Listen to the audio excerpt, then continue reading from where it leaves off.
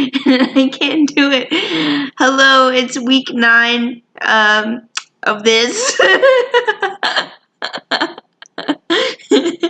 And I recently learned that March is National Craft Month, like arts and crafts. And so I keep getting emails like, are you ready for National Craft Month? And that's pretty much my life, so I think so.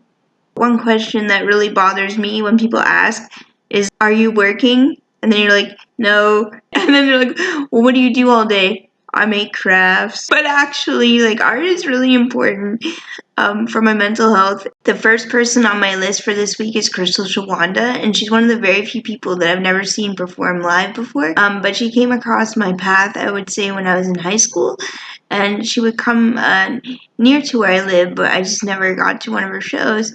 And then recently, I was trying to interview Fred Penner, and I had to write to his publicist, who is Eric Alper, and I was like, hi, could I please interview Fred Penner? And he said yes, and we just have to work out the date and stuff like that. But in the meantime, he sent me his roster of like all of his clients and was like, let me know if you want to interview anybody else. And I was like, what?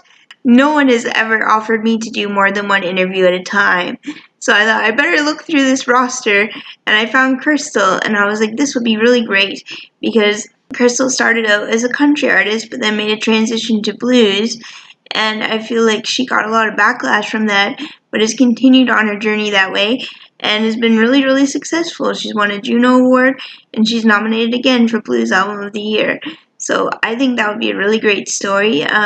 Just to show people that if you start out on one path, it's okay. You don't have to stay on that path if it's not working, and do what you like on another path. The next person on my list is Brandon Stanton, and he created Humans of New York, which you've probably seen before, where he interviews random people, and so I feel like we're kind of cut from the same cloth, and I emailed him today, and I told him about this project, and so I hope he checks it out, and I hope that we get to talk to each other. The last person on my list is actually a repeat from a few weeks ago.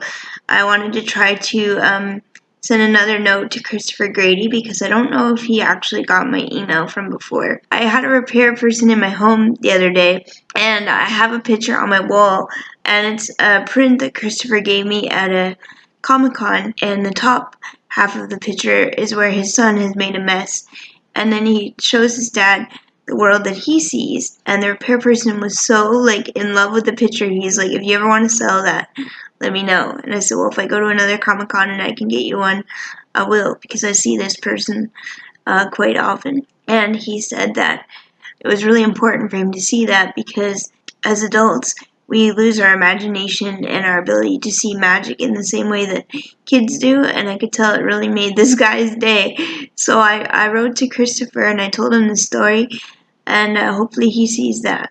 So I wanted to talk a little bit about how you can help support my blog.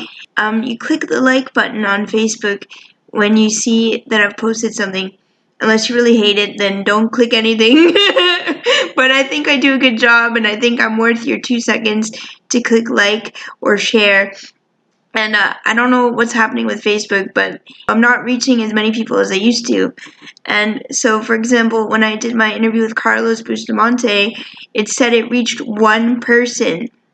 And I'm like, I know it reached more than just my mom. I know people looked at it because people liked it, but it wasn't registering on my Facebook page. And it's just so annoying because usually I can reach, 100, 200, 300 people, which is still not a lot, but it's a hell of a lot better than 1 or 6. They call it reach, so that means it reached 6 people, but I know it reached more than that. And even some of my older interviews that I've done earlier this year, like Amy Shackleton, I know for a fact that reached over 100 people because I wrote it down. Those numbers got erased, and I believe it did go down to 0 and then went back up to 2. And so it's going to make it almost impossible to get to 1 million views if these things don't have a chance to, number one, reach 100 or more, and then stay there and have the opportunity to grow. At the end of every article, like if it's an interview, I'll put a link at the bottom that says, if you enjoyed this story, please consider making a donation here. And that goes to my PayPal account. And I've put that link on every story, I think, since 2019, and only one person has donated, and that was Lawrence Chow. It paid for my lunch, which I really appreciate.